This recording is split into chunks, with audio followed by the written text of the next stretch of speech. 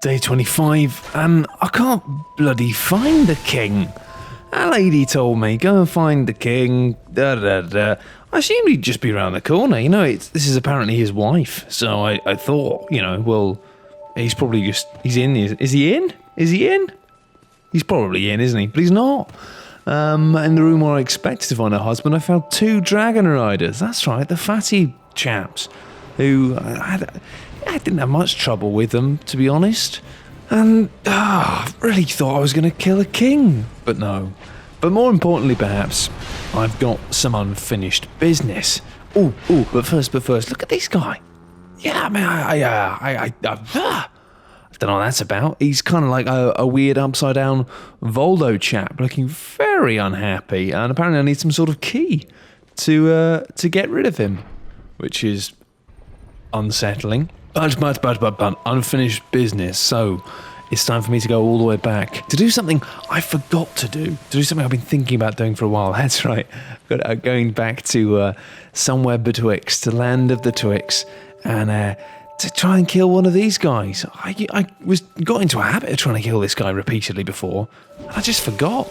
Turns out they're quite easy now, which means I've got another bit of unfinished business to sort out. Because yes, I was a lady at one point, and I think I started the game as a lady, so it's just time to go back.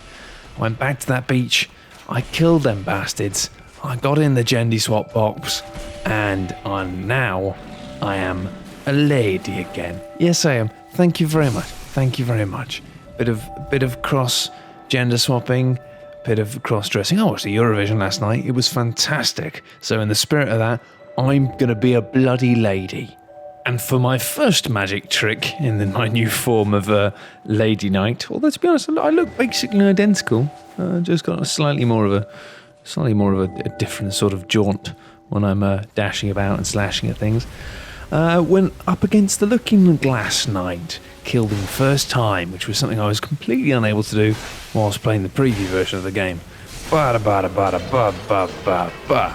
And now I have found the Shrine of Amanita, which is it's like a big alright, it's a shit puddle, alright? I mean, when you arrive, you kind of go, wow, this is spectacular, looks fantastic, brilliant art design, all these roots, the lights coming down.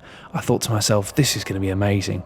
As it turns out, you spend fucking ages just trudging through very shallow puddle full of horrible things that leap at you. And with these bastard mages chucking blue bolts at you from very far away. It's not fun, this area, because you kind of just need to pick stuff off a bit, because you can't move very quickly in the water, and because you can quickly if you try and charge at the mages, then usually you trigger off these horrible mermen things, so it just means you end up like hanging back with a bow and arrow.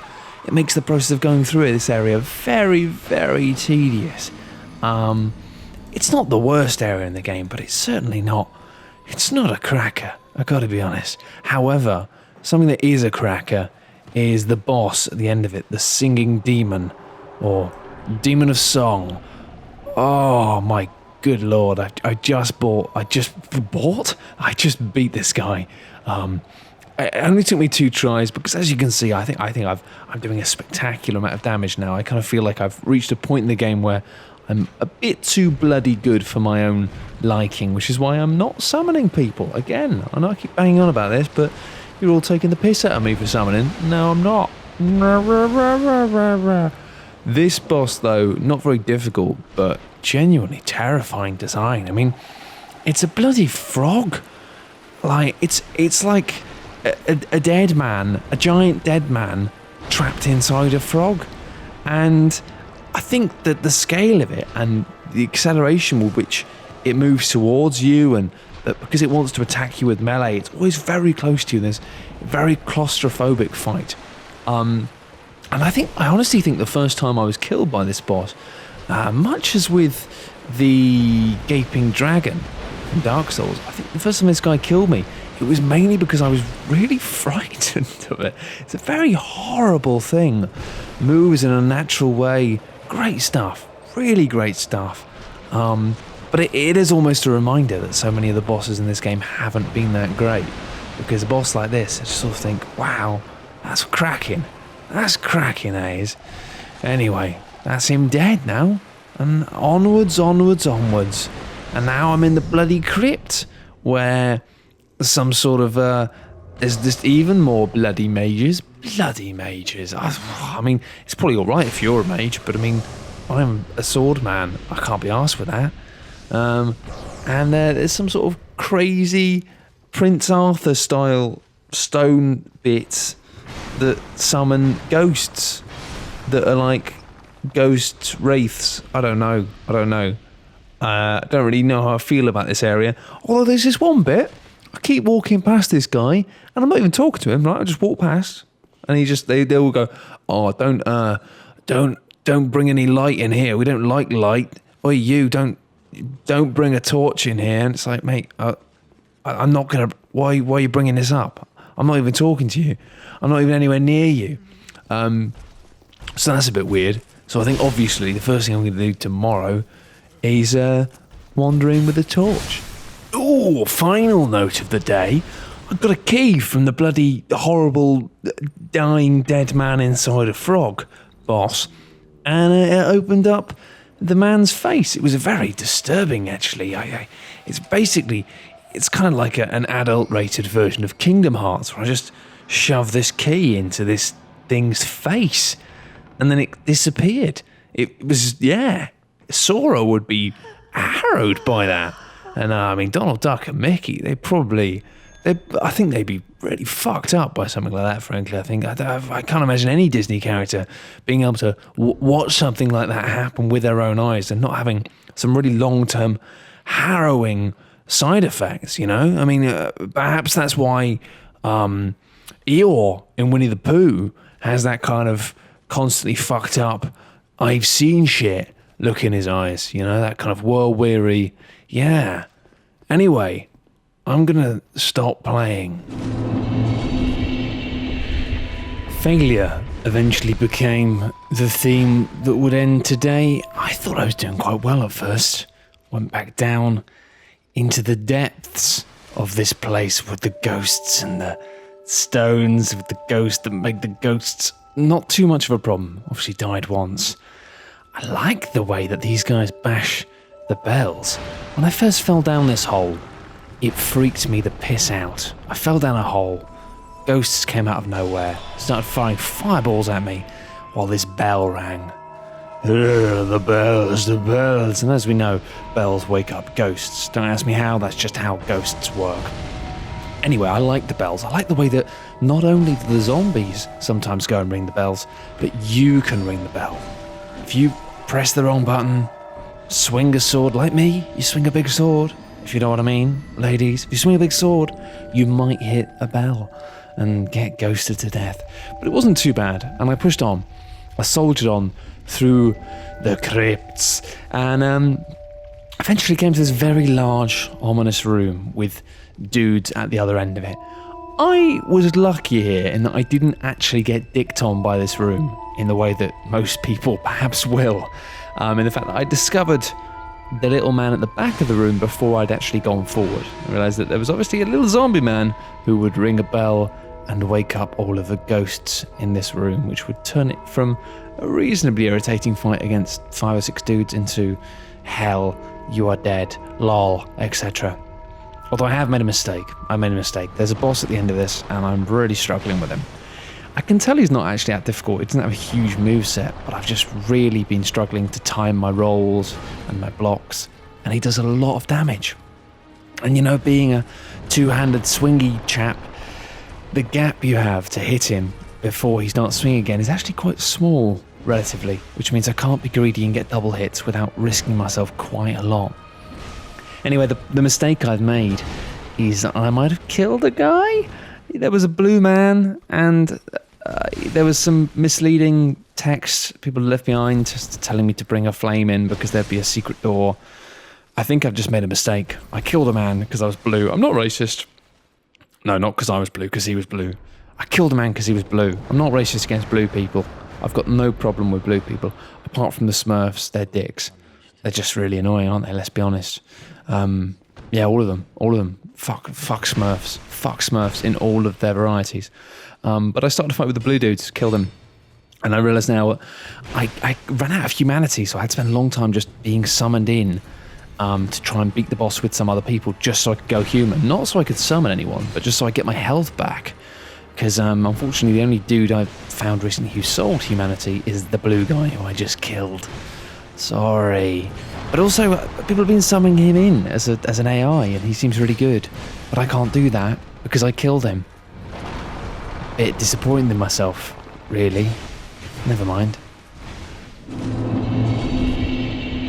Okay, today things are going to be different. I can feel it. I can feel it in my bones. I've had a coffee. What can I say? I haven't really changed up my tactics against Mr. Big Swingy McBob Pants. He's probably killed me about 3 or 4 times. But yeah, I eventually managed to go in with a bit of extra dark protection. And it was, again, a tough fight. A couple of times he hit me. And it really took me down to a sliver of health. It's just finding the gaps for the Estus flasks, basically, is easier said than done. Although I did find, I don't know how I did it, but I did get a point in the fight where he just kept doing the same move over and over again. And I wonder if it's like, if you can maintain a certain distance away from him, you can kind of game the system. It's clearly a boss that you can cheat somehow, but I couldn't exactly work out how. Anyway, didn't matter. Kill the bastard. Kill the bastard. Yes! I'm back on track. And I did so with a fantastic big shield that looks like I'm carrying around a large stone picture of a woman on my back. That's the sort of guy that I am, apparently. Having said that, I didn't have the balls to keep going on. I had 100,000 souls, and I decided in the end to homeward bone it. But, I mean, wouldn't you? I kind of took a step down the stairs, and ominous piano music, very old undead dude carrying a frankly whopping sword. Yeah, I don't know who that is, but I'm not gonna do it. I'm gonna come back in a minute. I'll come back in a minute. I'm not scared. I'm just being pragmatic. I'm not scared. Alright, so it turned out I didn't have anything to worry about after all. This poor bugger's just wandering about. He's very tall, but he's in his pants. I can relate to that. Of course I can relate to that. He's in his pants, he's got a big sword. We've all been there. But, yeah, I was a bit worried about taking the loot, because I kind of thought, oh, is this loot going to trigger the fight? But no, it doesn't. It's just, you get the king's ring, and yeah, this must be King Vendrick. And he's taking all of his clothes off. Again, I can relate to that. I've been there. I've literally been there. But, yeah, it's quite sad, actually. I came here being like, I can't wait to kill King Vendrick, but in the end, I decided to leave him. I mean, maybe I have to kill him, I don't know. Right now, I just feel, it feels wrong. He's just this poor, useless, dead idiot. I'm just going to leave him be. Anyway, got the king's ring, which means now I can go to the king's door. So I went back to Forest of the Giant Things, and through the king's door, and there's fucking nothing here. It's just a big sparkly tree. It's bollocks. In the end, I spent quite a lot of time just hitting the big sparkly tree with a sword, despite the fact that I was well aware that it was doing nothing. Yeah, big sparkly giant tree. Yeah. Anticlimax. Alright, one short Google later, I've realised, of course, there is an area in Drangleic Castle with the fireplace bonfire is actually called the King's Door. So, yeah, I'm an idiot.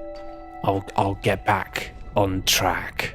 Alright, so this is basically just a massive candle slide. It's like a big slide made out of wax that you run down.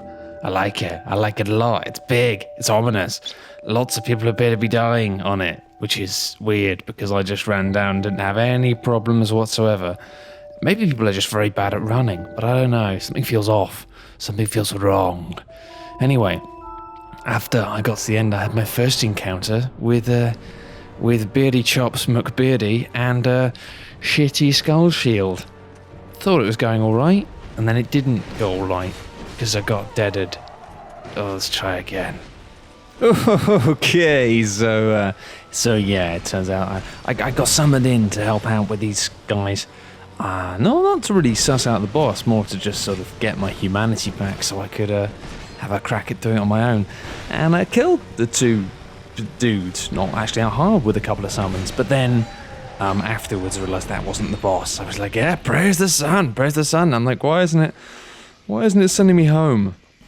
And of course it's not sending me home because that's not the boss. It's more of an entree, more of a starter for the main course, which is Nashandra. Nashandra, the big, of course, behind every good man is a woman who's made of skeletons and flesh. Yes. So this is obviously the last boss, I think. I feel like I've missed something. I'm going to wander about again. Back to the Googlemobile. Yes, I've definitely missed something. I'm going to go and do a bit of pondery wandering first.